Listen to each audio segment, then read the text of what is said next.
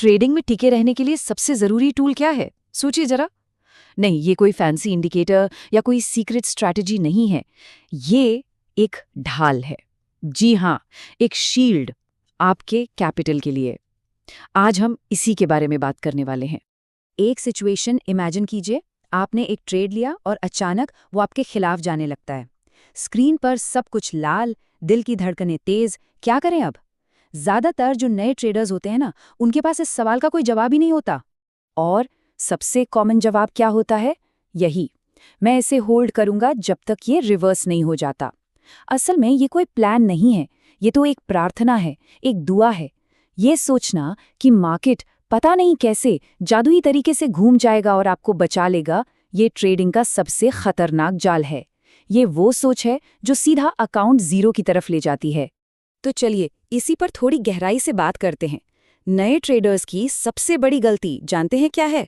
ये कोई technical analysis की कमी या गलत एंट्री नहीं है। नहीं, ये एक साइकोलॉजिकल गलती है, और वो है उम्मीद पर ट्रेडिंग करना। इसको ऐसे समझिए, जब कोई ट्रेडर बिना एग्जिट प्लान के किसी लूजिंग ट्रेड को बस पकड़े रहता है ना, तो वो असल में अपना 100% कैपिटल दांव पर लगा रहा होता है। मतलब वो मार्केट को ये डिसाइड करने दे रहा है कि उसका नुकसान कितना बड़ा होगा। और सच तो यह है कि मार्केट को किसी की परवाह नहीं होती। तो याद रखिए, उम्मीद पर टिके रहना अकाउंट को जीरो करने का सबसे तेज, सबसे सीधा रास्ता है। तो सवाल ये है कि इसका हल क्या है? यहीं पर एंट्री होती है हमारे हीरो की, स्टॉप लॉस।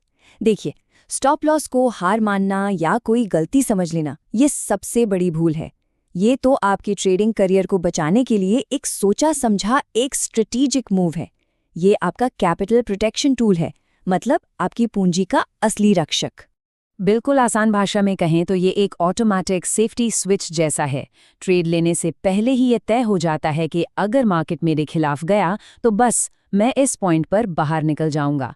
अब ये पॉइंट कोई टेक्निकल सपोर्ट लेवल के ठीक नीचे हो सकता है, या फिर आपके कैपिटल का एक फिक्स्ड परसेंट, मान लीजिए 2% या 5%। यही चीज आपको कंट्रोल देती है। अरे, इस शब्द को ही तोड़कर देख लीजिए ना।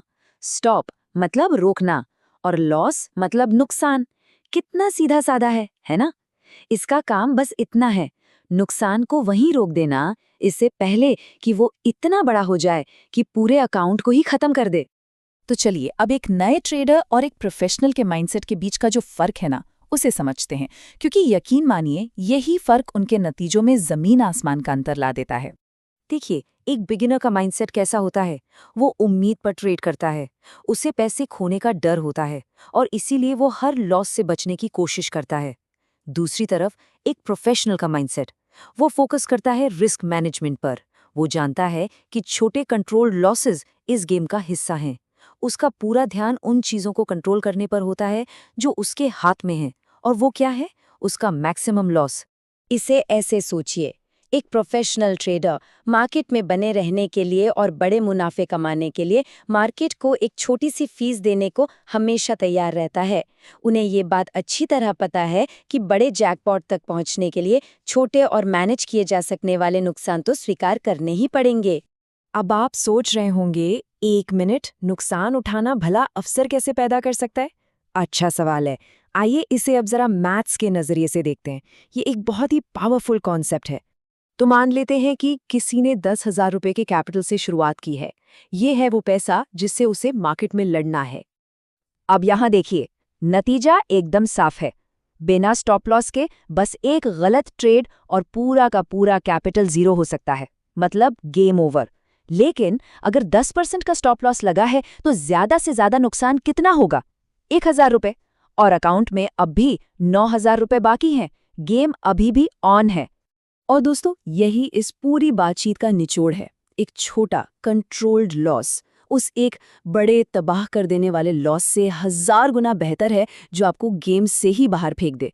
ये सिर्फ स्मार्ट होना नहीं है, ये मार्केट में जिंदा रहने की गारंटी है। तो उन बचे हुए 9,000 रुपए का मतलब क्या है? इसका मतलब है कि खेल अभी खत्म नहीं हुआ है। इसका मतलब है कि आपके पास अभी भी कम से कम 9 और ट्रेडिंग के मौके, यानी 9 और अपॉर्चुनिटीज बाकी हैं। तो सबसे बड़ी सीख क्या मिली यहाँ से?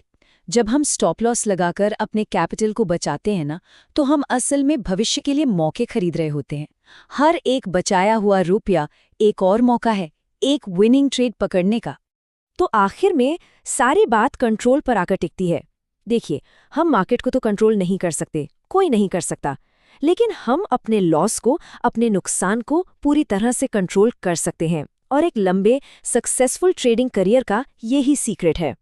अब जरा इस एक हफ्ते की ट्रेडिंग पर नजर डालिए। 5 में से 3 ट्रेड्स में स्टॉप लॉस हिट हुआ, मतलब 3 बार नुकसान हुआ, लेकिन क्योंकि वो नुकसान छोटे और कंट्रोल्ड थे और जब मुनाफा हुआ तो वो बड़ा था, तो नतीजा देखिए, अकाउंट 10,000 रुपए से बढ़कर 13,000 रुपए हो गया। यही है पावर रिस्क मैनेजमेंट की। तो हमने क्या सीखा? हमारा कैपिटल लिमिटेड है, पर मार्केट में मौके वो कभी खत्म नहीं होंगे। तो हमारा पहला लक्ष्य क्या होना चाहिए? बस इतना कि हम कल भी ट्रेड करने के लिए मार्केट में जिंदा रहें। एक्सपीरियंस, तजुर्बा तभी तो मिलेगा जब हम गेम में बने रहेंगे। और स्टॉप लॉस बस यही पक्का करता है। चलिए, इस एक सवाल के साथ इस चर्चा को खत्म करते हैं। हमारा असली लक्ष्य क्या है? सिर्फ एक ट्रेड में सही साबित होने के लिए अपना सब कुछ दांव पर लगा देना, या फिर एक ऐसा डिसिप्लिन सिस्टम बनाना जिससे हम दशकों तक ट्रेडिंग करते रह सके? इस सवाल का जवाब ही ये तय करेगा कि कोई ट्रेडर कामयाब होगा या नाकाम।